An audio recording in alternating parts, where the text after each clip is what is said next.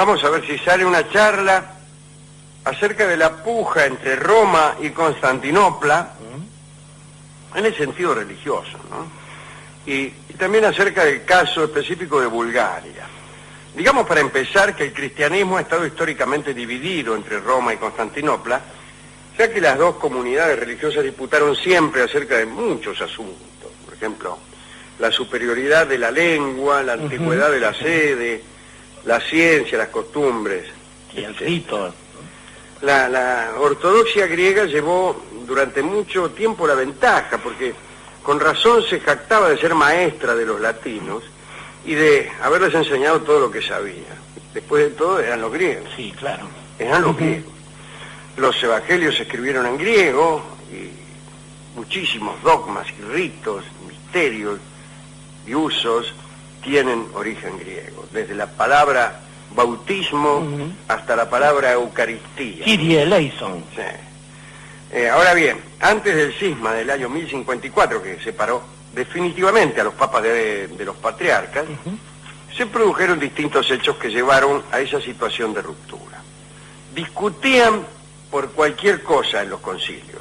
Discutían, por ejemplo, por la permisibilidad de comer huevos y quesos durante la Cuaresma. ¿Se puede o no se puede comer queso y huevo durante la Cuaresma? Los de Constantinopla se indignaban porque el Papa se afeitaba la barba. Pero también había algunas cuestiones de fondo, atinentes a la naturaleza de Cristo, acerca de el veto ortodoxo respecto a que una sola persona fuera la cabeza mortal de la Iglesia, ¿no? Digamos que no soportaban la idea de que un papa defectible y eventualmente pecador guiara a la cristiandad.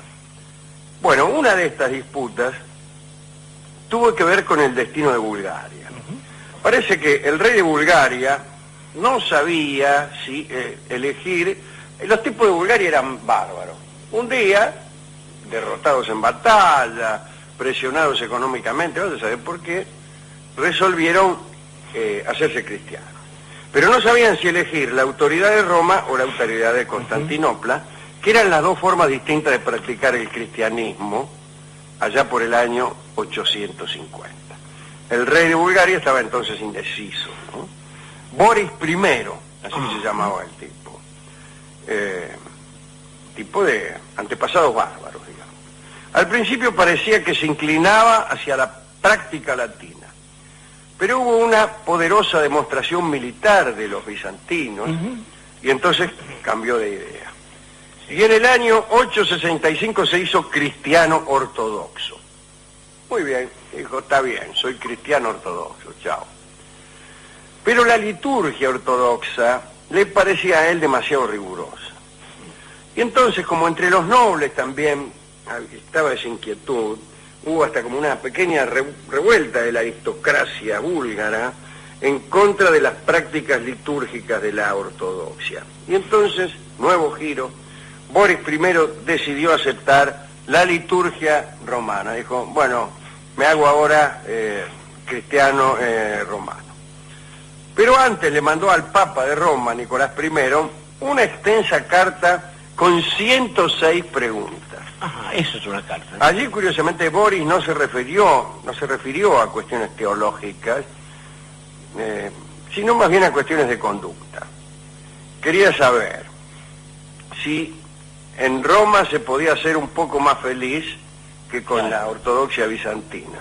Y le preguntaba cosas acerca del rigor de los ritos. Bueno, el Papa Nicolás I se sintió primero muy complacido y despachó a Bulgaria 2 obispos, respondió a todas las preguntas, porque tenía la intención de ganarse el favor de aquellos territorios. Las preguntas eran de este orden. ¿Cuántas veces se debía ayunar? Si era permisible el sexo los domingos. Ajá, y bueno. ¿Qué animales debía comer un cristiano latino? Si las mujeres debían cubrirse la cabeza cuando andaban por la calle. ¿Qué debía hacer uno cuando una campaña militar coincidía con la Cuaresma? ¿Qué hacemos? ¿Cómo podían cumplir los soldados con sus deberes religiosos sin importunar sus adiestramientos o sus actividades militares? Si la caridad cristiana no era incompatible con el castigo impuesto a los asesinos. Ajá. O sea, no era ningún tonto, No. este amigo Boris, etcétera. Bien. El Papa de Roma, en general, adoptaba el criterio de atemperar la justicia con la compasión. Pero en cuanto a los asuntos sensuales, no prohibía nada, pero aconsejaba prudencia, que es lo peor que se puede aconsejar. Es raro. Boris también, el rey de Bulgaria, quiso saber qué pensaba Nicolás I de las costumbres búlgaras que los de Constantinopla habían prohibido. Y preguntó si se podía usar como estandarte la cola de un caballo. Si estaba bien, si se podía pedir augurios a los augurios. Pronósticos, claro. Si se podía realizar encantamientos, embrujar a las personas. Si se podía tomar juramento sobre una espada. Y ahí el Papa fue más riguroso, le dijo, mire, todo eso que usted dijo no es correcto. Y Boris siguió preguntando. Y le contó al Papa que en sus tierras usaban piedras milagrosas, amuletos para protegerse contra la enfermedad, y que incluso rendían culto a los antepasados. Nicolás I le dijo que todo eso estaba mal, que ningún asunto mágico era permitido en la iglesia latina, y que los búlgaros ya no debían rendir culto a sus antepasados, cuanto y más si habían fallecido como paganos. Claro, Recuérdense que los sí. antepasados de los búlgaros eran paganos. A todo esto seguían llegando a Bulgaria más emisarios del Papa. Pero como a Boris, al rey, las respuestas no le iban gustando, Claro. los hizo echar a todos. Y también echó a los ortodoxos que andaban por ahí. Y aquella lucha por el alma de Bulgaria envenenó todavía más las relaciones entre las dos partes, es decir, entre los patriarcas de Constantinopla y el Papa de Roma. Los expulsados de Bulgaria se juntaron en un concilio y empezó toda una disputa de carácter jurisdiccional basada en las fronteras provinciales, que en otro tiempo habían sido parte del sistema romano de gobierno. Bueno, un lío. Finalmente, Boris I fue lentamente abriendo su reino a los ortodoxos. El papado acusó a los griegos de utilizar el soborno para conquistar a los búlgaros. Tal vez existió algo de eso, pero algunos eruditos dicen que lo que decidió a los búlgaros fue una cuestión lingüística. Tuvo que ver con el permiso para emplear la lengua vernácula en los servicios religiosos y en los escritos sagrados. Los griegos ortodoxos se mostraron en eso mucho más flexibles que los latinos. Dicen que los gobiernos francos de esos tiempos, en su búsqueda de unidad, fueron enérgicos latinistas. Bueno, claro. ¿Qué quería? ¿Qué se proponía la Iglesia de Roma con un idioma único? El ecumenismo. Lo primero que divide es la lengua. Sí, claro. Bien. Ahí Babel. Decían que el hebreo y el griego apenas podían ser permisibles en el servicio divino. Casi todos los papas después de Juan VIII habían prohibido el uso de lenguas locales. Y así la Iglesia occidental se encerró en el mundo del latín, del cual emergió solo en el siglo XX. Y de este modo perdió a casi toda la región eslava, seducida por oraciones y por textos que podían comprender.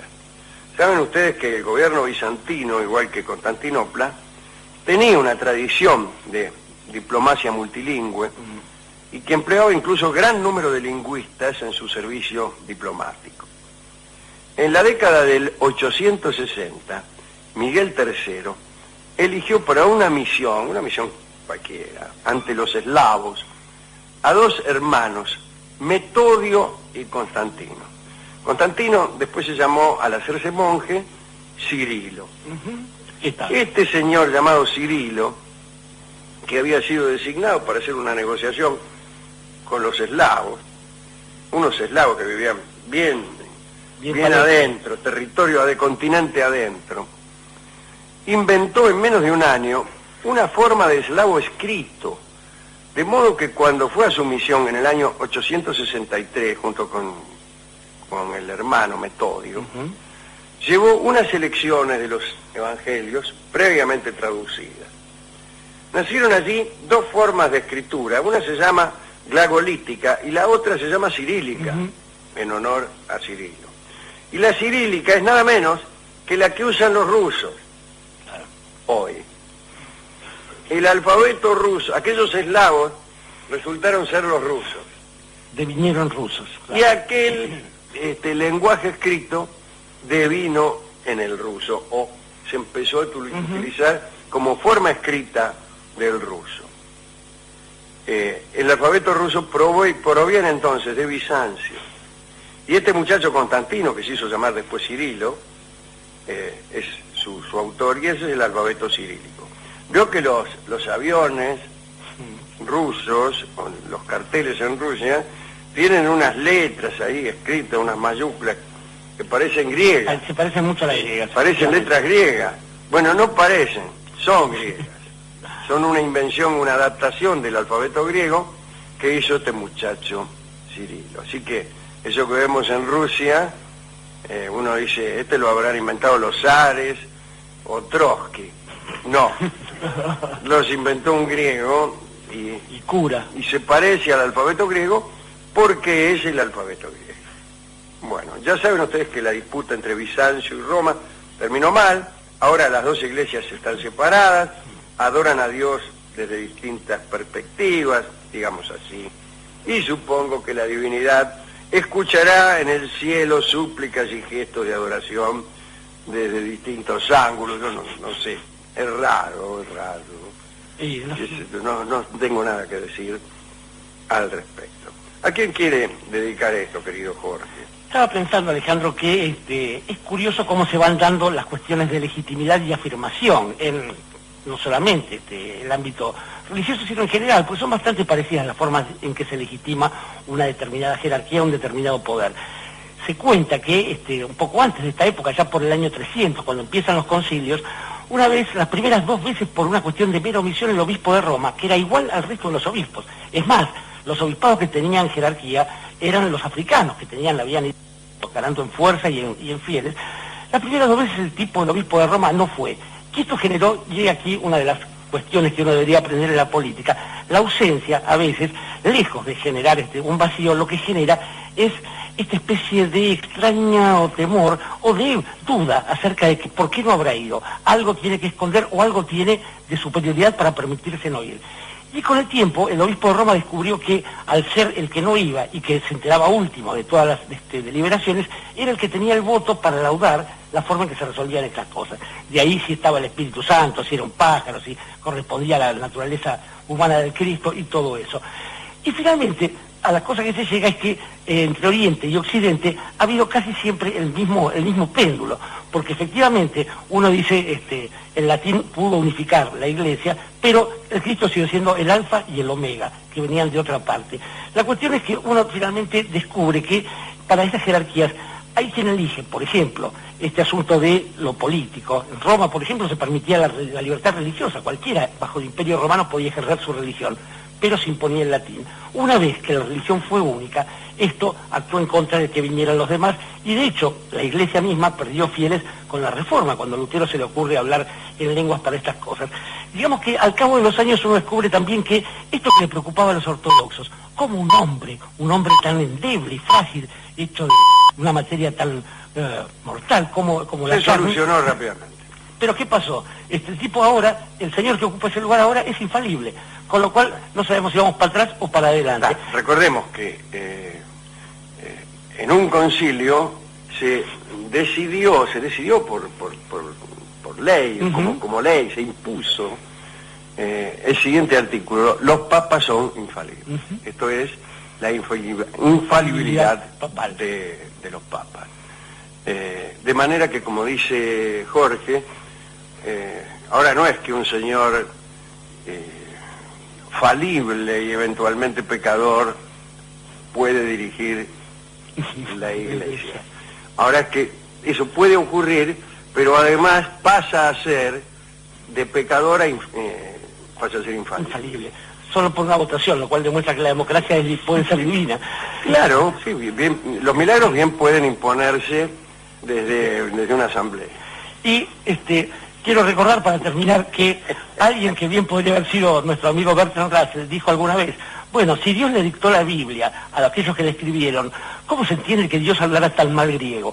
Y después largar una carcajada, este hombre solía decir: en realidad yo lo único que me sigo preguntando es si allí hay alguien o no. Esa es mi única inquietud.